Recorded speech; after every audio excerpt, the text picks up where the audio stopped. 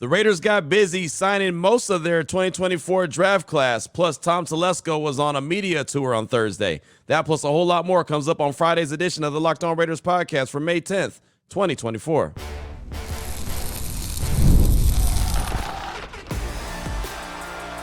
You are Locked On Raiders, your daily Las Vegas Raiders podcast, part of the Locked On Podcast Network, your team every day.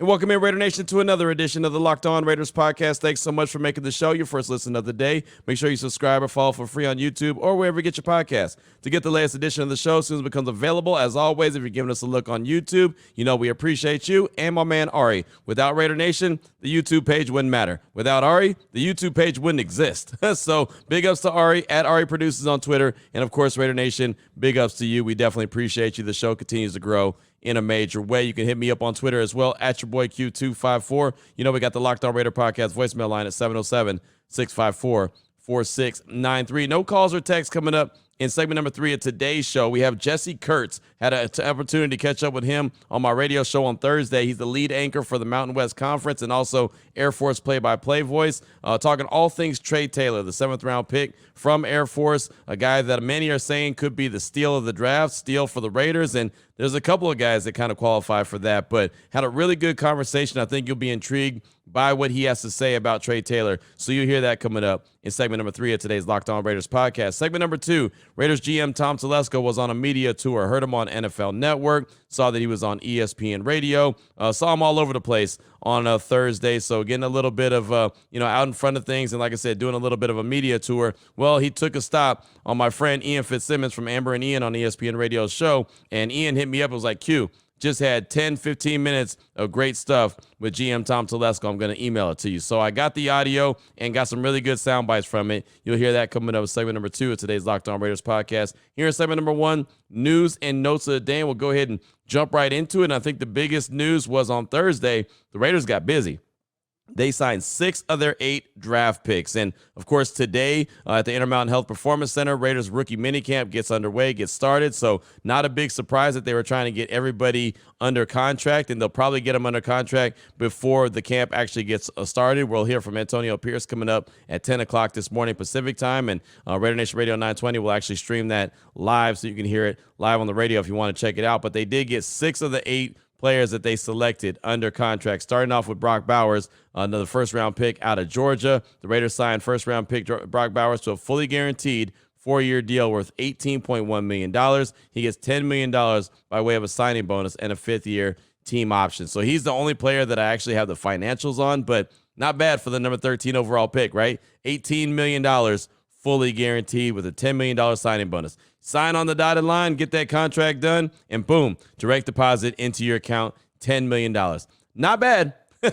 Not a bad day for the young man from Georgia, the first pick by the Silver and Black, and, of course, Tom Telesco as well, number 13 overall. They also signed DeCamerion Richardson, the 4th-round cornerback out of Mississippi State, Tommy Eichenberg, the 5th-round linebacker out of Ohio State, Dylan Laube, the running back out of New Hampshire, picked in the 6th round. Trey Taylor, who we'll talk about and coming up in segment number 3 of today's Locked On Raiders podcast, safety out of Air Force. He was the first 7th-round pick, and then the second 7th-round pick, MJ Devonshire, the quarterback out of Pitt. All those guys under contract, signed, sealed, and delivered as of right now. Now, again, I would not be surprised to hear the 2nd-round pick and the 3rd-round pick, Jackson Powers Johnson and also DJ Glaze, signed at some point today or this morning before the actual camp gets underway. And if not, I'm sure they'll get signed shortly afterwards. But rookie minicamp does get underway today, as I mentioned at the top. Antonio Pierce will be speaking to the media around 10 o'clock this morning. Look forward to that conversation.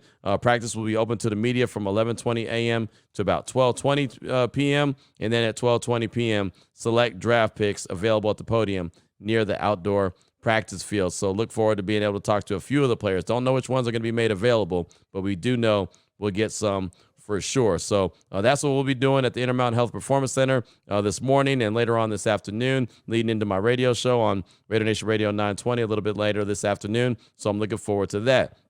I also wanted to give you an update on the whole training camp in Costa Mesa. Of course, that's been a hot subject around here. And I thought that Vinny Bonsignore and Clay Baker, the morning tailgate, they did a really good job. They got Sam Farmer from the LA Times on the radio show on Thursday, and they were talking about the fact that the camp isn't just open to the public for fans. And I talked about it quite a bit on the podcast on Thursday. I was pretty bummed about it, thought it was a big disappointment that the Raiders weren't going to be able to just kind of open it up like the Cowboys do in Oxnard, California. And really, the rules that the NFL has in place is that they're protecting the home market. Well, the home market is owned by the Rams and the Chargers, and then the Cowboys are kind of grandfathered in. But Sam Farmer, who is fantastic, been covering the NFL, even covered with the Raiders for a long time. He's been covering the league for a long time. He actually has a little bit more intel on why the Raiders can't open it up to the public. Found this to be very interesting. Check it out. The league is not as sort of cognizant or as attentive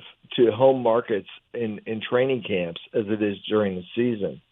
So I think this took some cajoling from the teams in LA. Like, hey, wait a second, you're going to let the Raiders, who obviously are extremely popular in Los Angeles, extremely popular in Southern California, come back and leave a big footprint on this market unchecked. That can't happen. You know, you've got to hem that in a little bit. Now, the Saints, from the start, they were not planning to have fans. I mean, they lose a lot of money every summer having fans. They've got to do security and set up the whole setup, everything in New Orleans. So I think it was going to be a bit of a respite for the Saints where they wouldn't have to pay the money. And, yeah. Hey, we come out, they're coming out for a very specific reason. They're getting their facility expanded in New Orleans. So this is a purely a one-year thing in Irvine for the Saints. But for the Raiders, it's a little open-ended. As we've talked about, they've looked at lots of different areas for training camps and are sort of, to escape the heat of Las Vegas. I've thought about a lot of places, and Southern California is a natural fit. But if I'm the Chargers, I'm getting my back up a little bit here. We're trying to build a fan base, still struggling to make inroads in this market, and the Raiders come in, who are like the other woman, so to speak. Right. Yes. That's not great. So I'm sure that there was a bit of a sigh of relief, certainly with the Chargers and maybe with the Rams too, that they were being checked a little bit about who they could, what kind of crowds they could draw for training camp. So that when I heard it on Thursday morning, I mean, I did a whole show based off that. No joke. I did a whole 3-hour show based around those 2 minutes of conversation and points that Sam Farmer brought up about the other teams in the market, talking about the Rams and the Chargers. Like, wait, hold on. You can't let that team, those bloodthirsty Pirates, you can't let them come back to the L.A. market, knowing how many fans are in the L.A. area, the Southern California area, and just open up the camp for the public and anyone can roll in. There's no way when they're trying to still get their own fan base built up in Southern California. And I had someone call in my radio show and was like, yeah, but who cares? Who cares about that? We're talking about training camp. What about when other fan bases take it over Allegiant Stadium? All right, hey, look, and as I admitted on the show, that's a problem as well. But that's not what we're talking about. We're talking about practice. We're talking about training camp. We're talking about, maybe 10 to 12 days that the Raiders will be there, and the other teams are saying, yeah, no thanks. Please do not allow them to open it up for everyone to go ahead and flood the area. So I thought that was pretty interesting. Really good nuggets right there from Sam Farmer from the LA Times. He was on the morning tailgate talking about, the NFL doesn't really enforce those home market rules in training camp. They do that in the regular season. Again, I found that to be very interesting. I also found Tom Telesco talking to Amber and Ian on ESPN Radio on Thursday. Found that interview very interesting, very intriguing. Got some really good sound bites from that. You'll hear it coming up next in segment number 2 of today's Locked On Raiders podcast. Before we get to that, though, I do want to tell you about a couple great sponsors here on the Locked On Raiders podcast, including eBay Motors. Passion, drive, and patience. That's the formula for winning championships. Is also what keeps your ride or die alive. eBay Motors has everything you need to maintain your vehicle and level it up to peak performance. Superchargers, roof racks, exhaust kits, LED headlights, and more. Whether you're into speed, power, or style, eBay Motors has you covered. With over 122 million parts for your number one ride or die, you'll always find exactly what you're looking for. And with eBay Guaranteed Fit, your part is guaranteed to fit your ride every time or your money back. With eBay Motors, you're burning rubber, not cash. With all the parts you need and at the prices you want, it's easy to make your car the MVP and bring home huge wins. Keep your ride or die alive at ebaymotors.com. Eligible items only. Exclusions apply. eBay guarantee fit only available to U.S. customers. I also want to tell you about Game Time. What is Game Time? Game Time is an authorized ticket marketplace of the NBA. Makes getting playoff tickets even faster and easier. Prices on the Game Time app actually go down the closer it gets to tip-off. With great last-minute deals, all-in prices, views from your seat, and their lowest price guarantee, Game Time takes the guesswork out of buying NBA tickets. And they've got priority last-minute deals. You can save up to 60% off buying the last minute for sports, concerts, comedy, theater, anything near you. They've got flash deals, zone deals, all-in prices, seat views. What are seat views? Well, you get a panoramic view from your seat in the app before you actually buy your tickets. They also have the lowest price guarantee. Game Time will credit you 110% of the difference if you find lower tickets. Your purchase is covered with the most flexible customer service policy in the ticket industry. Right now, take the guesswork out of buying NBA tickets with Game Time. Download the Game Time app, create an account, use the promo code LOCKEDONNFL for $20 off your first purchase. Terms apply. Again, create an account, use the promo code LOCKEDONNFL, LOCKEDON NFL for $20 off. Download Game Time today. Last minute tickets, lowest price, guaranteed. All right, Raider Nation, here we go. Segment number 2 of today's Locked On Raiders podcast. Want to jump into some sound bites from GM Tom Telesco, who was on a little bit of a media tour on Thursday, and one of his stops was on Amber and Ian on ESPN Radio. And if you've been listening to the show for a while, you know that, one, I do a show on ESPN Radio that follows Amber and Ian called Game Night. And Ian Fitzsimmons is a really good friend. And so as soon as he had that conversation, he's really good friends with Tom Telesco, by the way. He told me that as soon as the Raiders hired Tom Telesco to be their GM. And so I've kind of known that. I've had him on my radio show. I had some sound from him the other day on the podcast talking about some of the draft picks and kind of talking about the philosophy of Tom Telesco. So Tommy T, as I like to call him, was a guest on Amber and Ian on ESPN Radio on Thursday. And as soon as it was over, Ian sent me a text. It was like, man, really good stuff with Tom Telesco. I'm going to email it to you right now. And he did. I listened to the interview and I thought, yep, got to bring some of these sound bites to the podcast. So off top, Amber asked him about the number one storyline from the draft for him now it's all said and done. And I was talking about this earlier with somebody else. I mean, as we went through our first round draft scenarios, and we're picking 13, so there's not that many you have to go through. If you're picking, obviously, in the late 20s and early 30s, you can't even hit all the scenarios. But as we kind of work through, this is probably 2 weeks before the draft, we kind of worked through a scenario of if certain players were gone and Brock Bowers was available, what would we do? And it was a pretty in-depth discussion amongst our small group because obviously we had drafted Michael Mayer here last year. Michael Mayer is an excellent tight end with an arrow up and really getting into his NFL career to be a really good tight end in this league. And as a group, we were talking about it, and we kind of came back to, look, if he's there, if a couple things happen, he's there, we'll take him. You know, on offense, we're looking to score more points. We didn't score enough points last year, and we felt like he's a player that, as a skill position player, can really help us in that regard. And fully knowing that, we did take a tight end 2 years before, and the value of tight ends may not be the same as it had been in the last couple of years. But we just felt the type of player that he was, and where you can use him on the football field as a tight end, in the slot, as a receiver, maybe on the wing, that he can do a lot of different things for us and work the middle of the field, which is really important, especially having at least one younger quarterback with Dayton O'Connell, and then Gardner Minshew, who's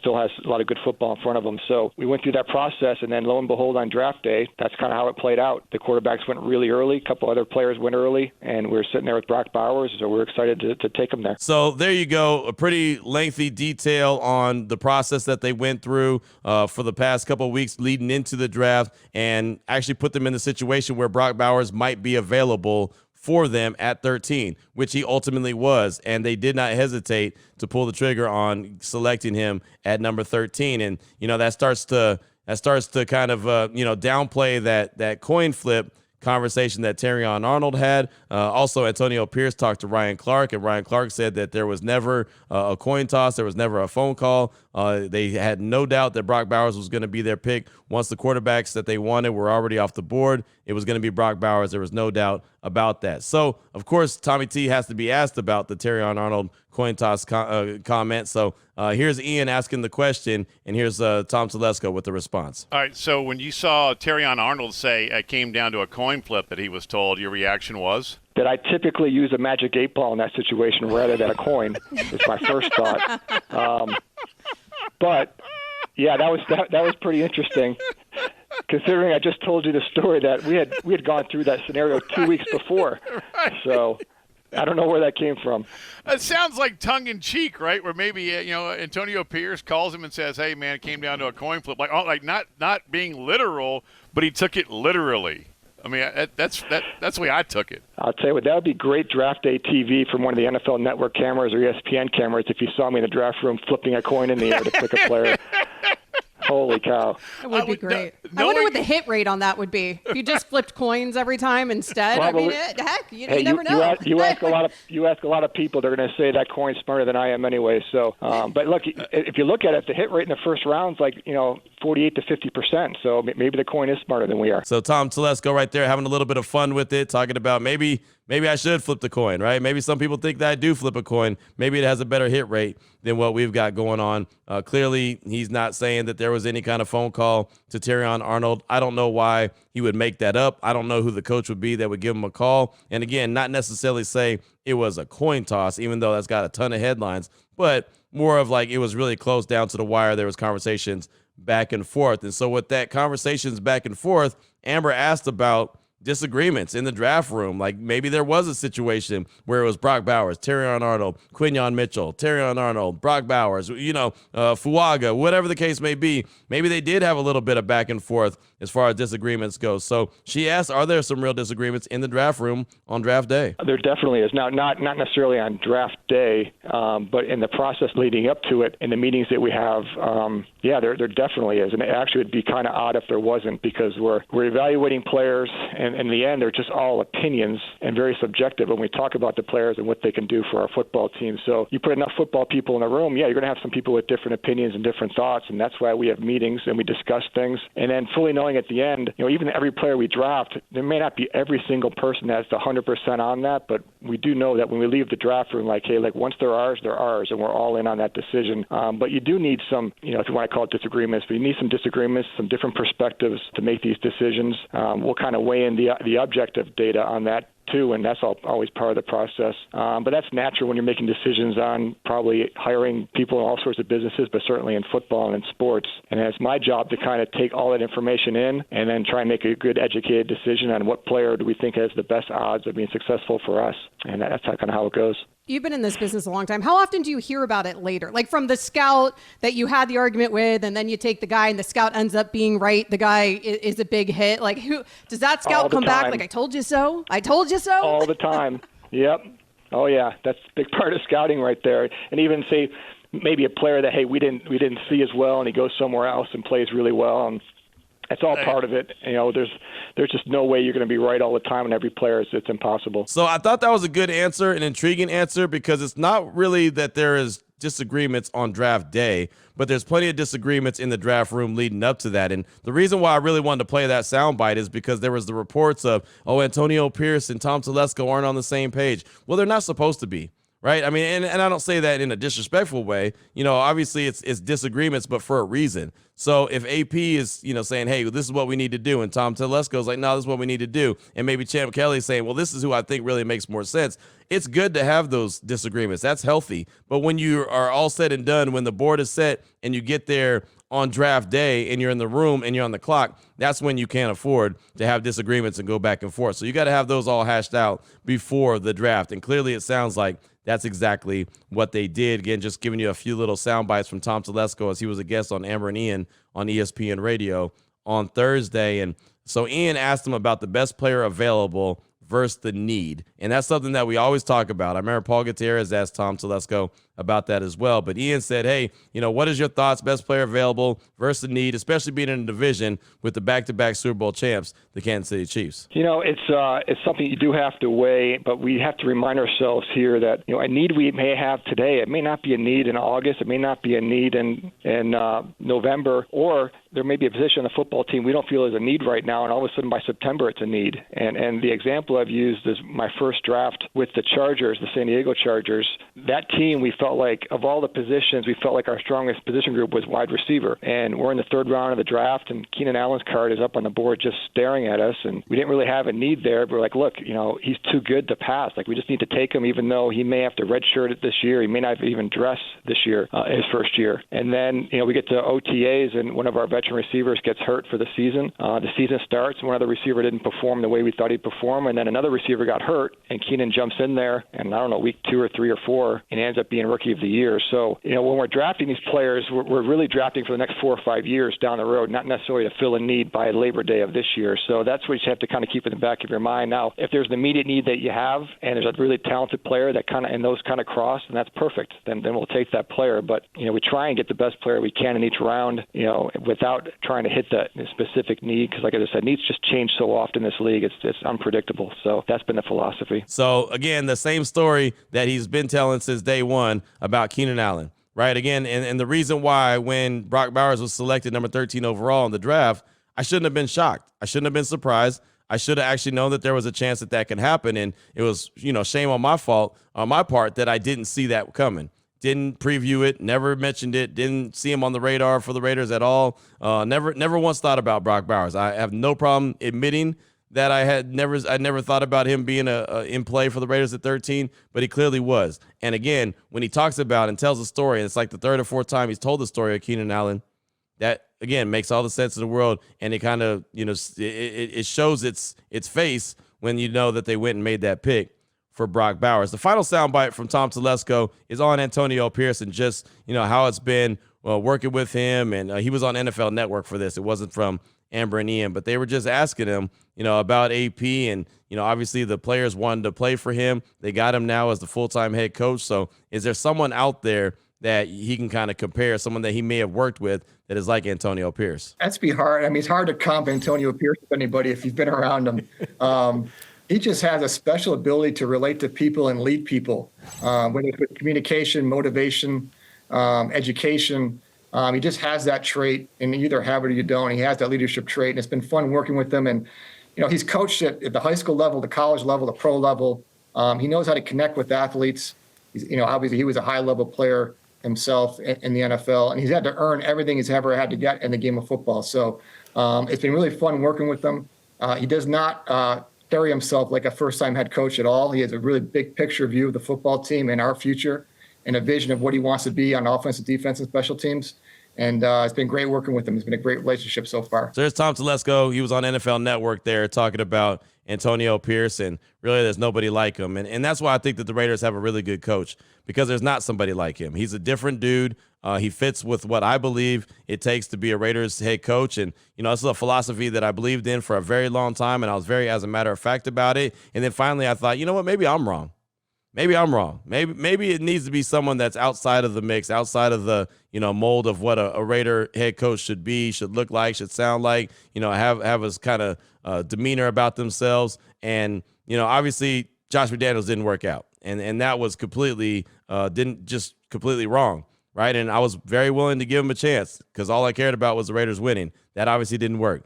I do think that Antonio Pierce is going to be that breath of fresh air. He's already been that breath of fresh air for this organization. I do think he has an opportunity to be a really good head coach, and I'm hoping that him and Tom Telesco grow old with the silver and black. Like, I just hope that they're there for many, many years, keep that continuity and keep building something and have the success, not only for the team, but more importantly, for Raider Nation. So that's what I got for you for segment number 2 of today's Locked On Raiders podcast. How about we learn about Trey Taylor?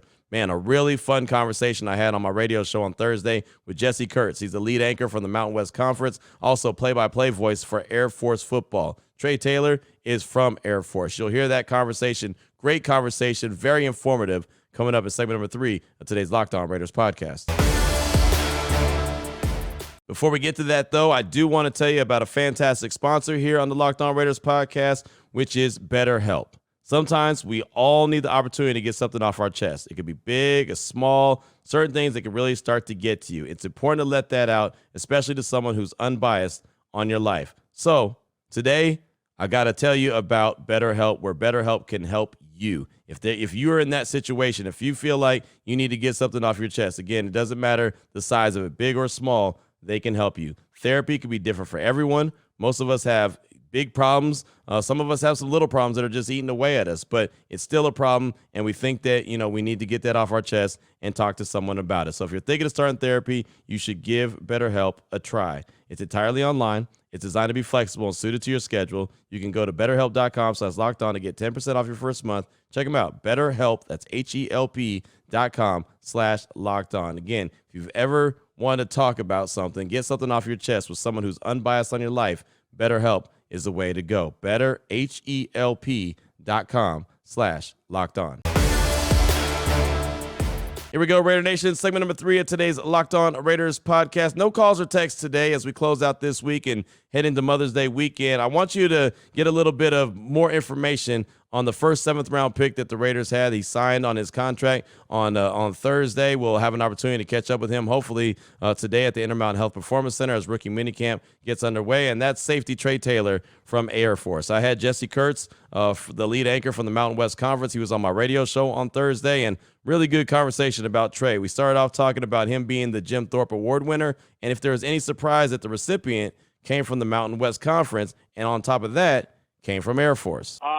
Well, having seen this kid play every down of his college career, it wasn't a surprise at all. He came in as a sophomore at Air Force and was a different kid. And we've had some really good players that had NFL talent, and because of policies in Washington, maybe they missed out on that opportunity. But Trey, right away, you identified a guy that was different. The way that he plays without fear, plays very fast, high IQ, and I agree with what that Raiders executive said. I mean, he checks all the boxes. You go down the list, great leader, great teammate, instinctual, can play multiple positions, and then you put together the season that he did, the impact that he did.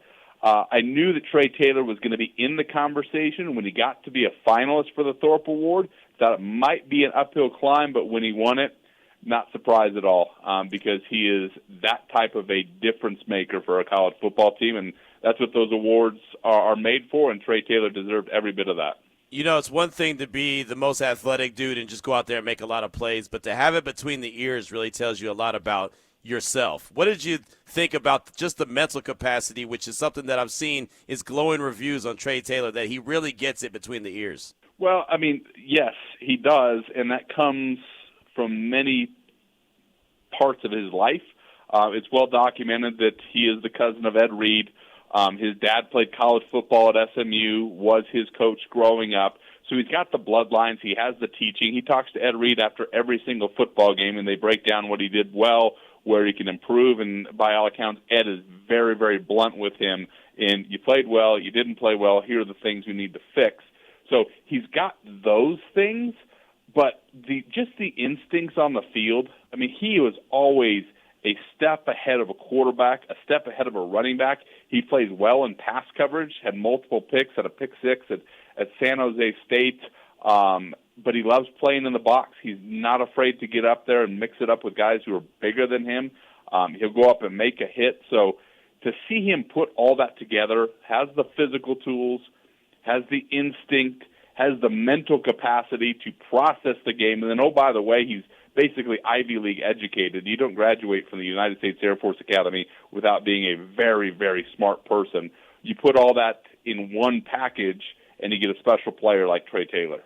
The one thing I keep saying, Jesse, is that you're not going to come out of the Air Force and not be disciplined. So I know that he's very well disciplined, as you mentioned, Ivy League educated, so that's fantastic as well. What is it about his leadership skills, and how much of that did he take from, the Air Force Academy, just him being a leader on the field? Well, they get that training from the moment they step off the bus. When parents drive them up and they get out of the car and go in for in-processing, the leadership training starts immediately. So everyone that graduates from the Air Force Academy is very well trained as a leader.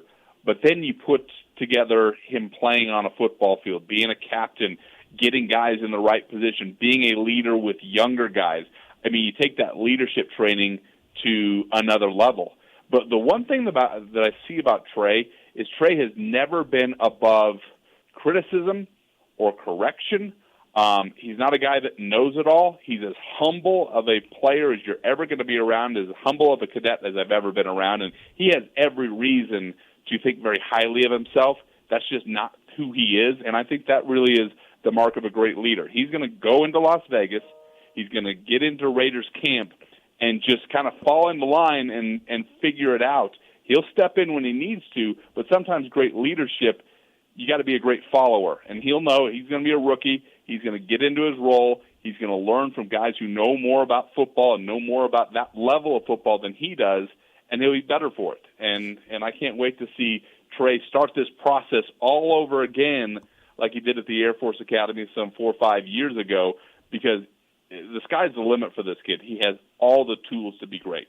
I wanted to ask you about that confidence, and I feel like there's a fine line. And he spoke to us already, and he said that, hey, I'm going to compete, come in to compete to start. Not saying he's going to be a starter, but he has the confidence to, know what the eyes on the prize are. As far as his confidence goes, and it not being too much where it's like a cocky, but it's confident enough to go play that role. What have you seen from him just in the confidence area?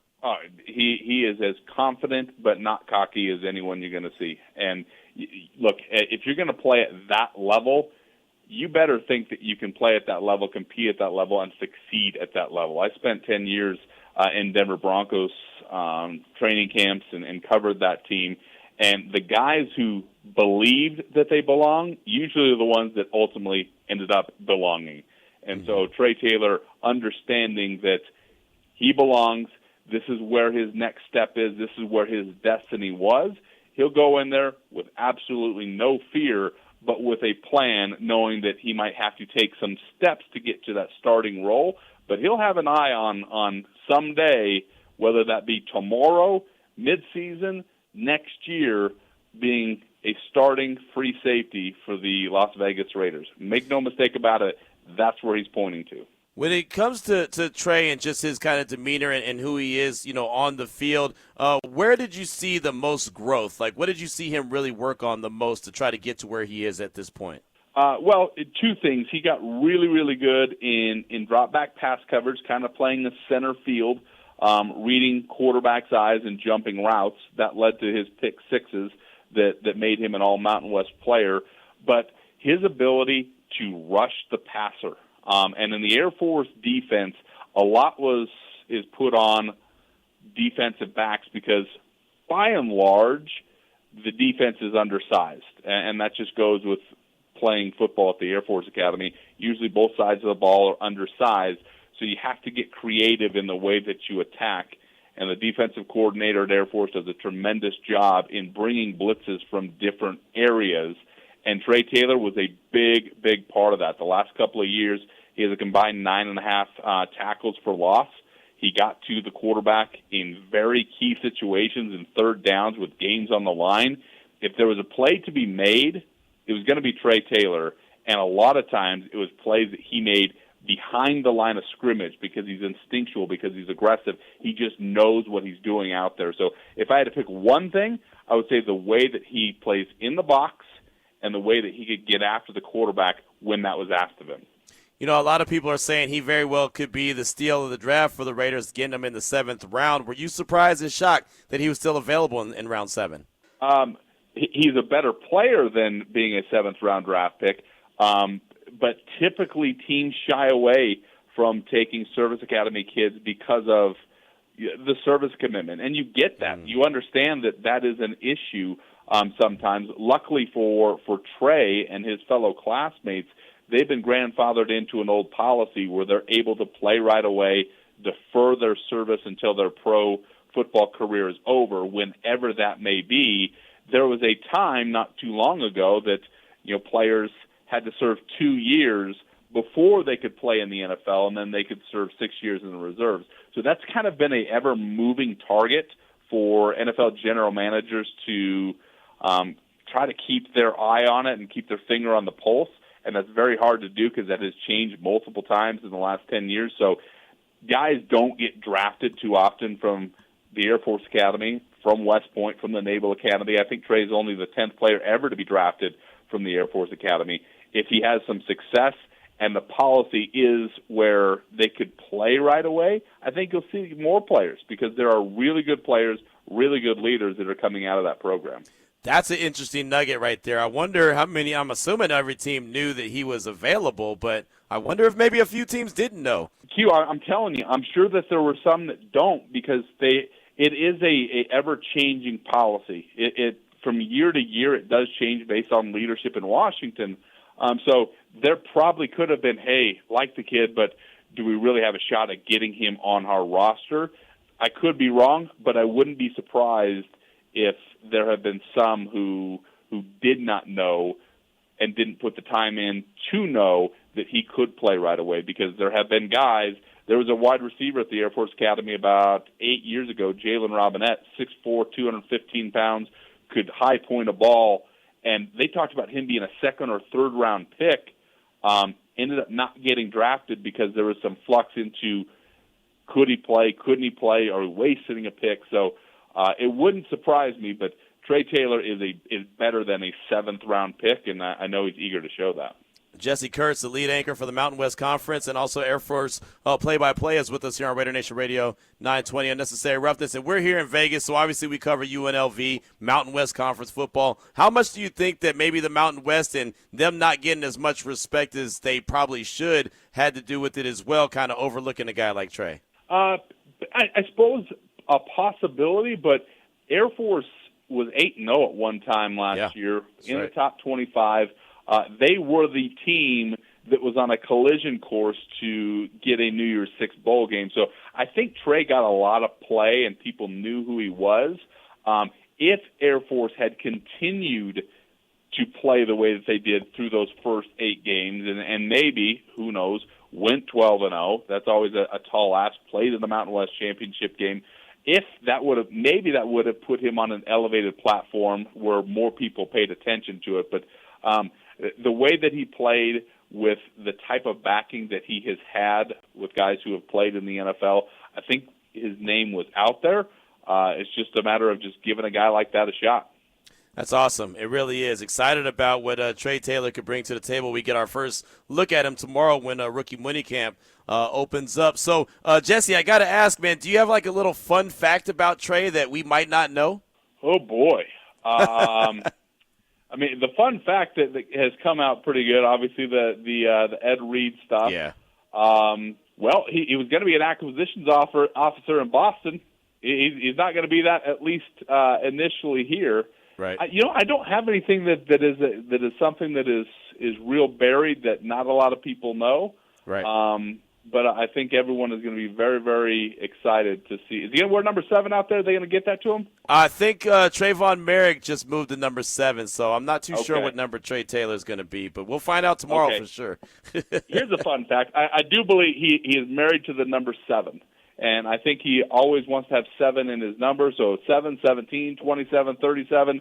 He's probably not going to get 67 or 77, right? But I do believe that is near and dear to his heart. He'd like to have a 7 in his number. Funny, he talked about a little fun fact right there that Trey wants to have a 7 in his number, and his number, in fact, is number 37. I thought that when he said it, I was like, wait, hold on. I know he's not 7. That's Trayvon Merrick. And then I started thinking, I know that we had talked about it on the show, talked about the numbers of the rookies, and I thought, you know what? 37. So I had to go back and double check. And in fact, Trey Taylor is 37. So if I do get a chance to talk to him today, which hopefully I do, I'll have to ask him what's significant about that number 7. What does that mean to you as he's sitting there at number 37 now? I wonder if that will change once the 53-man roster, if he makes the 53-man roster, once that changes, if there's a number available for him that might not be 37, maybe it's 27. Maybe it won't be 17. We know that's Devontae Adams. Don't think it'll be 7 because that's Trayvon Merrick. But I wonder if 27 is a number he'd rather have, or does he going to stick with number 37? Either way, we know